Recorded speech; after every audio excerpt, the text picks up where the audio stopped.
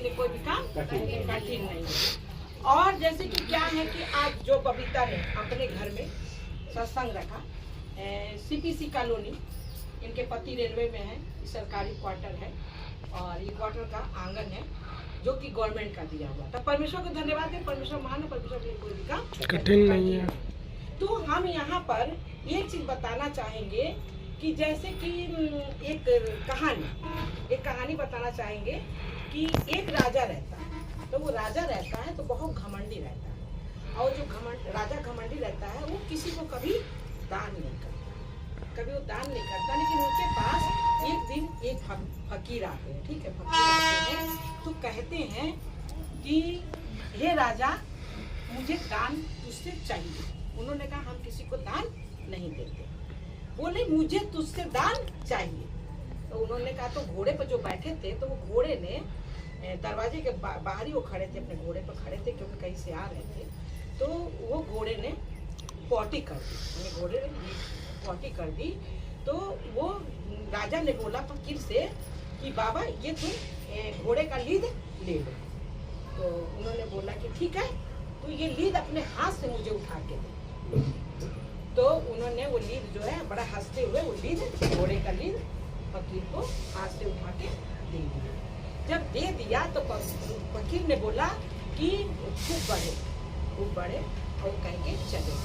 अब क्या हुआ कि राजा के घर के बाहर वो गोबर जो है वो बढ़ने लगा और खूब बदबू आने लगी। अब राजा के तो सोना बैठना सब हराम हो गया। अब राजा सोचे फिर क्या हो रहा है। फिर वो गया उनकी बाबा को ढूंढते हुए गया, और बाबा को ढूंढते हुए फकीर के पास तो बोला कि बाबा ऐसी सी बात है और आपने ऐसे लेके आए थे और हम आपकी बात को समझ गए कि जो हम दान करेंगे वो बढ़ेगा, लेकिन आप हमको ये बताइए कि इसका उपाय क्या है कि जो इस परेशानी से हम दूर हो जाए। बाबा ने कहा कि एक है मानस तरीका कि इस परेशानी से तुम दूर हो जाओ। बोले कि क्या? कहने लगे जाओ इसको जो है तुम ऐसा करो, अपनी बुराई फैला दो ताकि सब लोग आपको तुमको बुरा कहने लगे। राजा बहुत बुरा है। वो राजा आए और राजा ने क्या किया, बुराइयां फैला दी। तो सब मोहल्ले ने कहने लगे राजा तो बहुत खराब है, राजा ऐसा है, राजा वैसा है, देखो आज राजा के दरवाजे पर गोबर गंधा रहा है, उसकी तो कर्म का दंड है। तो सब लोग उसकी बुराइयां फैलाने लगे, सब बोलने लगे। तो गोबर जो इकट्ठा हो गया था, ढेर हो गया था, वो गोबर क्या हुआ कि चेहरे का मुस्कान होना चाहिए कि जैसे कि हमारी बात को लोग समझ रहे हैं। और अगर चेहरे पर मुस्कान नहीं है तो इसके मतलब कि कोई हमारी बात को समझ नहीं रहा है, और जब कोई मेरे बात को समझेगा नहीं तो उसके अंदर वह आशीष जाएगा नहीं, ठीक है। तो परमेश्वर को धन्यवाद है, परमेश्वर महान है, परमेश्वर कोई भी काम कठिन नहीं है। तो जब वो बुराइयां राजा की फैलने लगी तो क्या हुआ कि वो गोबर जो था वो धीरे धीरे कम होने लगा, धीरे धीरे कम होने लगा। देखा गोबर गायब हो गया। अब उसने सोचा अरे ये क्या हुआ चमत्कार। तो वो फिर बाबा के पास गया, कहला बाबा अच्छा ये बताइए ये चमत्कार हुआ कैसे, गोबर गायब कैसे। तो कहने लगे कि जब तेरी बुराइयां फैली और जब लोगों ने तुझे बुरा कहना शुरू किया तो तेरा पाप कम होता चला गया, और जब तेरा पाप कम होता चला गया तो इसलिए तेरे जीवन की ये गोबर खत्म हो गया। तो परमेश्वर का धन्यवाद है, परमेश्वर महान है, परमेश्वर के लिए कोई भी काम कठिन नहीं।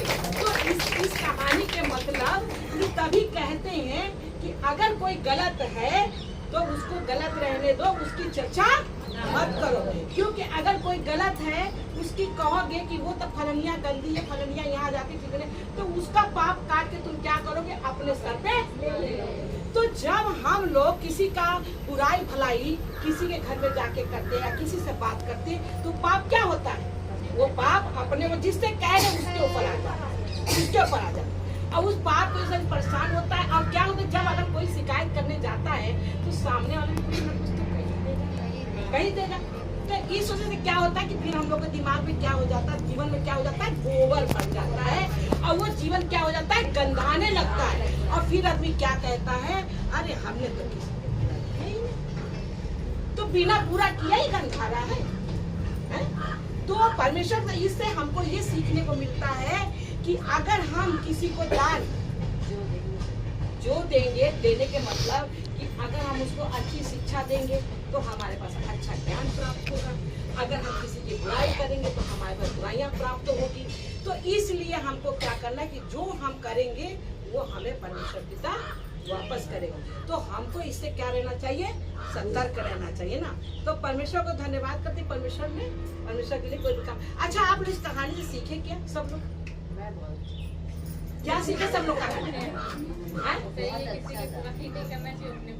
नहीं, जैसा आप देंगे वैसा आप पाएंगे। मुझे तो ये बहुत अच्छा समझ में आया। इससे ये समझ में आता है कि हमें जिंदगी में अच्छा करना है, क्योंकि उसने गोबर दिया तो जीवन उसका गोबर ही बनेगा। और अपने आप की भी जो गंदगी हम कर रहे हैं वो तो वो से बताएं, तो वो राजा पूछने चला गया कि उसके ऊपर चला जाए। हाँ, अगर हम कह रहे हैं कि यार भी नहीं तो हम ही जाने, कोई ना जाने। नहीं, अगर वो राजा अच्छा नहीं होता तो वो पूछने भी नहीं जाता। तो उस राजा को लगा कि गोबर बढ़ने कैसे लगा, क्योंकि कुछ लोग एटीट्यूड में रहते हैं, अरे कोई बात नहीं, वो धीरे धीरे सब सही हो जाएगा, पर वो क्या होता है, बर्बाद हो जाता है। तो क्या होता है कि एक तो कहते हैं कि कुछ लोग ऐसे लेडीसें होती हैं कि एक तो गलत करती हैं और उसकी गीत गाती हैं कि हमने तो ऐसा, वो अपनी तारीफ लेती हैं, चोरी सीना चोरी। हाँ, चोरी और सीना चोरी, वो अपनी तारीफ लेती हैं कि हमारा तो फलाने से चलता है और हमारे तो ठिकाने से चलता है। तो इससे तारीफ लेती हैं, तो क्या होता है कि वो अपना पाप जो है सोचती है कि हम बांट देंगे ना। तो ये चीजें तो आपका या तो सोचती कि हम बहुत अच्छे हैं, जो हमें कोई चाहने वाला मिल गया है या हमें कोई चाहने वाली मिल गई है। तो ये सब कुछ लोग अपनी तारीफ को बताते हैं। ऐसा दुनिया में कोई नहीं है कि किसी को कोई चाहने वाला नहीं है और किसी को कोई चाहने वाली नहीं है। सबके लेकिन कुछ लोग ना बहुत अपने आप को एडवांस बन जाते हैं और दिखाते हैं। ऐसा दुनिया में कोई नहीं है कि किसी को कोई चाहने वाला नहीं है और किसी को चाहने वाला नहीं है। तो बहुत परमेश्वर को धन्यवाद करते हैं कि सबको परमेश्वर ने बहुत सुंदर बनाया है और परमेश्वर ने सबको ज्ञान दिया है। तो परमेश्वर का बहुत धन्यवाद। परमेश्वर मान है, कोई काम करती नहीं है। और जैसे बबीता थोड़ा सा कह रही थी कि मैडम जी हम कुछ बोलना चाहते हैं, ठीक है बाबू, वीडियो काट के भेज दो।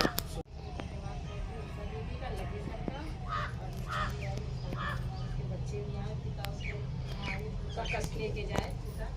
और पिता सबसे बड़ी बात तो ये है कि किसी के पास इतना तो टाइम है नहीं, लेकिन उषा दीदी सबके यहाँ जाती हैं, मेरे यहाँ भी आई। पिता का यही बहुत बड़ा धन्यवाद है जो मेरे यहाँ सत्संग हमेशा आती है मैडम, समय से आती है और कभी भी मेरे यहाँ मैडम जी लेट नहीं है। पिता उनका भी धन्यवाद करते हैं। और ये धन्यवाद करते हैं कि जब मेरे यहाँ महीने का सत्संग होता था तो जैसे कि हल्का सा मन में था, ज़्यादा नहीं, मतलब थोड़ी सी उम्मीद थी कि जैसे साल में लोग कराते तो हम भी कराना चाहते हैं। लेकिन जो मैडम ने कही कि 6-6 महीने में सब लोग अपने अपने घर में करा लिया करो सत्संग, तो फिर मेरी मैडम जी ने मेरे घर में सत्संग किया। फिर वो साल में मेरे यहाँ 3 साल से 4 साल से मेरे यहाँ सत्संग हो रहा है। पिता का धन्यवाद करते हैं, सबसे ज़्यादा इसका तो धन्यवाद करते हैं। और हम अब ये चीज और एक चीज तुमसे ये पूछना चाहते हैं कि अगर परमेश्वर ने तुमको चुना, अगर तुम परमेश्वर के राज्य को आगे बढ़ा रही है, अपने घर में प्रगति कर रही हो, तो परमेश्वर पिता ने तुमको बढ़ाया है कि नहीं बढ़ाया? मुझे बढ़ाया है। और क्या क्या बढ़ाया है? पिता ने मुझे बहुत बढ़ाया। पिता ने अभी तो सबसे मुझे इतने कष्ट से निकाला है, क्योंकि हमारे हस्बैंड में मेरे लिए तो वो गवाही बहुत बड़ी है पिता के लिए, और सबसे बड़ी वो गवाही मेरे हस्बैंड के लिए है। क्योंकि जब मेरे हस्बैंड अभी पर 4 सीट मिलने वाली थी, लेकिन मैंने ये बात पिता के आगे रख दिया था कि पिता, मैंने पिछली साल तो मैंने जो झेला, अगर अब की आपने मेरे साथ किया तो मैंने ये पिता के आगे रखा था। लेकिन जितने लोग इसमें शामिल थे हमारे हस्बैंड के चक्कर में, लेकिन हमारे हस्बैंड का तो वो चीज़ पिता ने हटा दिया और उन्हीं लोग को 4 सीट दिला दिया। देखो, पिता का धन, उन्हीं लोगों को 4 सीट मिल गया। और इसने ये कहा था कि पिता भाई मन से मांगती है, पिता के आगे रख दी। लेकिन क्या हुआ कि जो लोग 4 सीट इनके पति को दिलाना चाहते थे, वो 4 सीट उनको मिल गया। कई लोग थे इसमें शामिल, 40 लोग, 2-4 लोगों को 4 सीट मिल गया। 40 को और जैसे कि तुमको, और जैसे कि तुम इस कॉलोनी के लिए पिता से प्रार्थना कराया था कि ये कॉलोनी मुझे मिल जाए 5 साल में, तो ये परमेश्वर तुमको कॉलोनी दिलाया। ठीक है, कॉलोनी हम तो पहले सत्संग जाते थे और जगह भी चर्च में भी गए थोड़े दिन, और एक जगह कलसिया भी लगती थी, वहाँ भी गए थे। सिर्फ इस घर के लिए हम जाते थे। तो मेरे पास पिता का दिया हुआ सब कुछ था, लेकिन इस घर के लिए जाते थे। लेकिन मेरा उद्धार कहीं नहीं हुआ। मेरा उद्धार हुआ तो सिर्फ उषा दीदी क्या हुआ। उन्होंने जैसे ये घर के लिए जाती थी कि हमको ये कॉलोनी मिल जाए, चर्च में भी जाती थी प्रार्थना की कॉलोनी मिल जाए, 5 साल से दौड़ लगा रही थी, लेकिन इसको कॉलोनी ये नहीं मिल रही थी। जब इस मेरे पास गई और प्रार्थना करवाई और तब ये कॉलोनी इसको क्या हो गया, इलाट हो गया और मिल गया। थोड़ी दिक्कतें आई, लेकिन परमेश्वर ने कॉलोनी दिला रही, जिस कॉलोनी में ये अभी खड़ी है।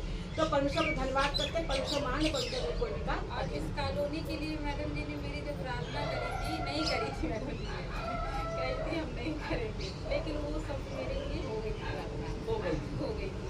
उस वजह से मेरा कागज कॉलोनी में तो हम थे ही, सिंगल क्वार्टर थे, हमें बड़ा कमरा चाहिए था जो हमें पिता के साथ मेहमान करनी थी।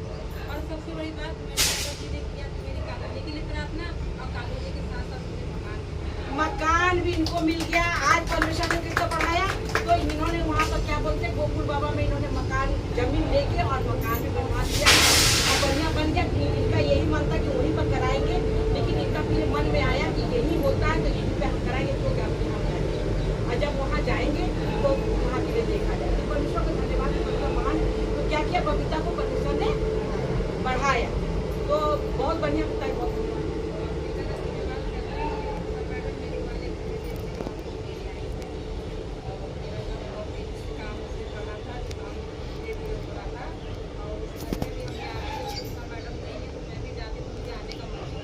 अच्छा।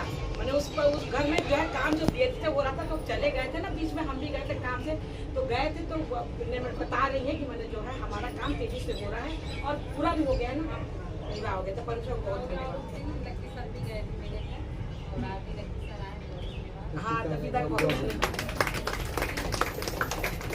तो तुम भी कुछ बोला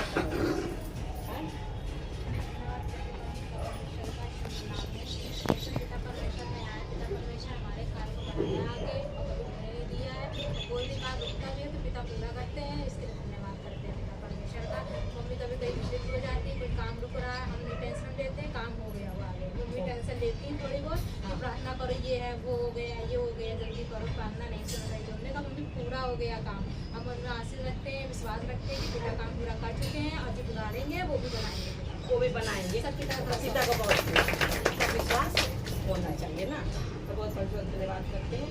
तो ठीक है, और जो है क्या बोलते हैं, और भी कोई बोलना चाह रहा है कुछ नहीं?